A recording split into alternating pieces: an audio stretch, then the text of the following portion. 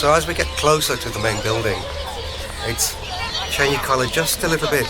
It's gone a bit more sort of a dark shade of white.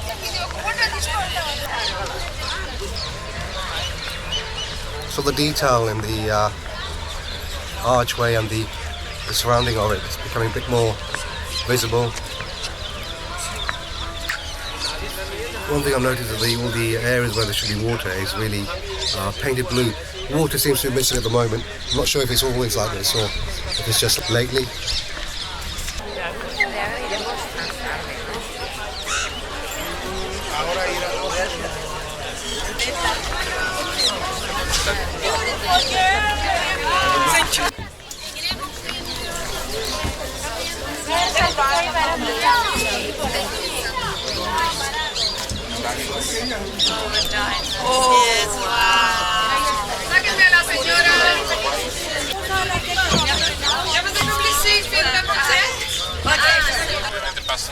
So on the screen, on the camera, it's definitely looking quite distant, quite far, but I can assure you, I'm walking along the pathway leading up to it, and it's like, it seems it's like right next to you, and it's already starting to tower.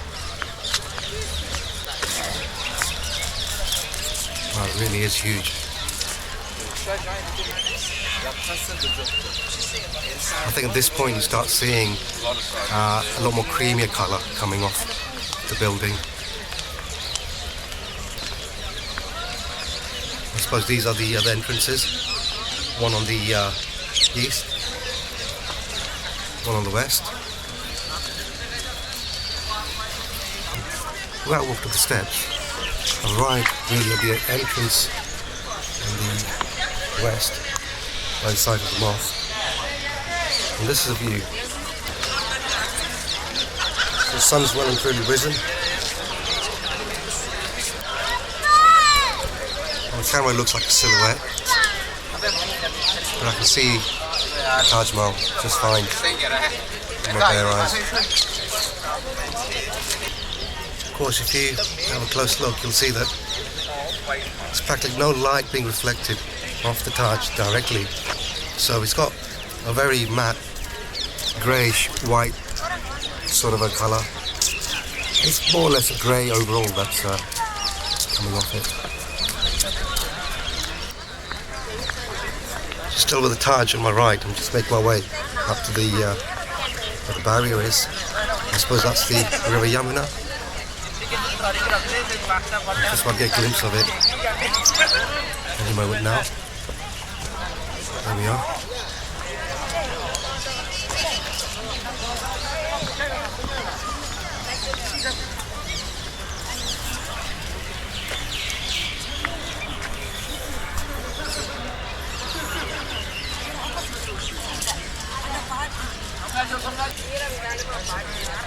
It's a brilliant sight for the Taj. It's a nice, lovely, quiet river flowing past.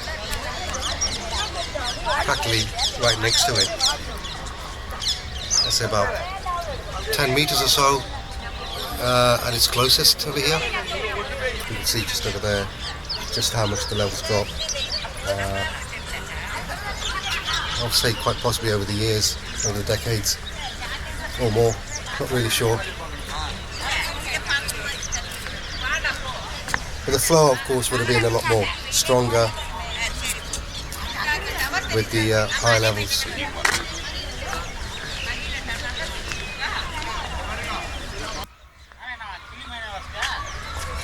This river is a bit significant because it is the river that sort of flows into the Ganges. It's one long river, and of course the Ganges is synonymous with Indian culture, and it's a great belief in the river being the source of all life.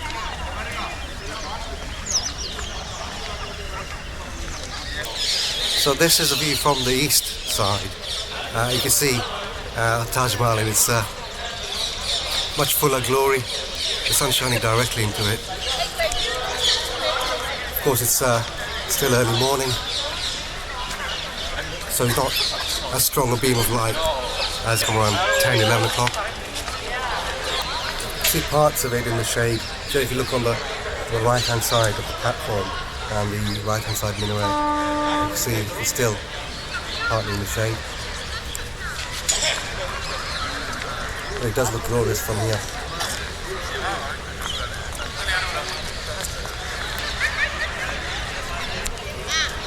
I suppose all views were great, from all sides. This is the one where it's all lit up really.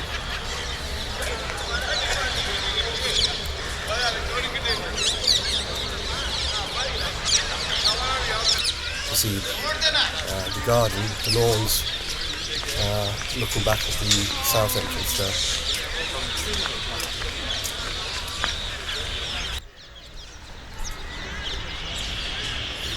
So this is a view from the actual platform itself. See that there is actually an exit for the mausoleum.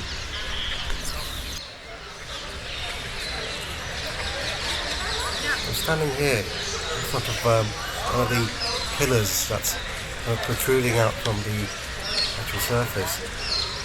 Looks like a six-sided pillar, or a semi-pillar, like a half pillar. When you go closer, of course it's just one smooth surface. There's actually three sides, 1, 2, 3, which kind of look like six sides. You can see an extra edge. That's an extra edge there. That's an extra edge there. I think it's all part of the illusion that the designers wanted to create, without actually designing six sides into it. I suppose it's possibly because you have like a sharp side sticking out here, wouldn't you? Of course, if it's a sharp side, it's more prone to weathering.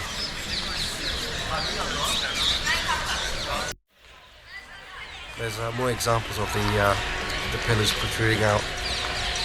Do look like six sides from here. Even from this distance, it's like 10, 12 meters. So I've just come back from the visit to the mausoleum. You can see the exit to the mausoleum just there, and the entrance is on the other side. To visit it, you do need a ticket, so that includes the platform area up there. I didn't actually have a ticket before. I did want to visit the platform area, but I didn't realise you need a ticket to go up there. So I managed to scrape together like the fee in cash. I did have a card, but they don't accept card for the mausoleum ticket if buying it here. So now a quick history about the Taj Mahal. The monument was built by the Emperor of the state called Shah Jahan at the request of his wife in her later days. The Taj Mahal is thought to be influenced by Indian, Persian and Islamic architectural ideas. The work started in 1632 and it took 20 years to complete. It required 20,000 people. It included labourers, painters, stonemasons and embroidery artists. 1,000 elephants were used to bring over marbles, timber and all other building equipment which would have been required. If you take a look at the minarets, you'll notice that they have a slight lean to them. This lean is to the outside. There are two reasons for this. One is to make the Taj Mahal look grander. The second reason is that in case of an earthquake, the minarets will be more likely to fall outwards and not towards the main building. What I find amazing about the Taj Mahal is that it was built 400 years ago during a time when there were no computers.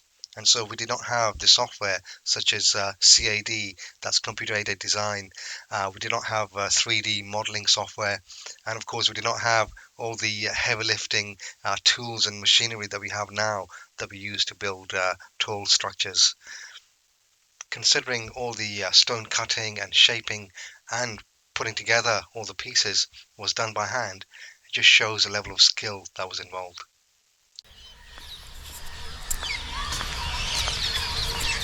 This is the garden area, divided by the paths so you could sort of walk along them and have a good view. And of course this garden was redesigned when the British more or less came in, was it in the 17th, 18th century, in line with how gardens generally look in England. That was really the idea behind it. It does have that sort of English garden sort of look. A lot more open area.